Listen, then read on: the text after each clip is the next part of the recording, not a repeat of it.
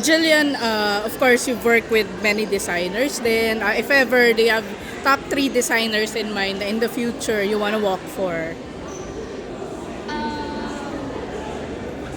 Well, nung baby po ako, ginawan po ako ni Sir Francis Libian ng mga gowns pag may gala. So definitely po si Sir Francis. I want to do Miss Vitan again. And, wait lang po hindi ko maisip. Wait. Designers.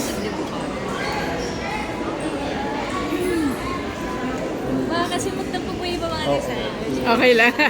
So, ito na yung Jillian. What for you is an ideal fashion? I mean, as Jillian. As Jillian? Yeah.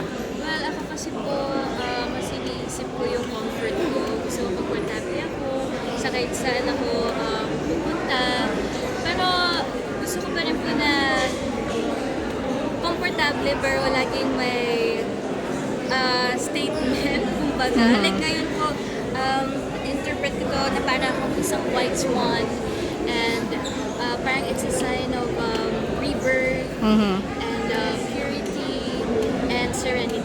Yeah. So, last question na lang. Ang title, of course, ito is Inspired Beginnings. What do you do to keep yourself inspired? Inspired? I think po yung, syempre mo support ang sa akin, family ko, number 1 po yan. Si God, kasi sobrang grabe po yung blessings na binibigay niya sa akin. Recently, this year, and yung mga nanonood po sa akin, kasi hanggang ngayon po may mga nag-message sa akin, na-inspire sila, pag may nalalabas po ako ng mga shows.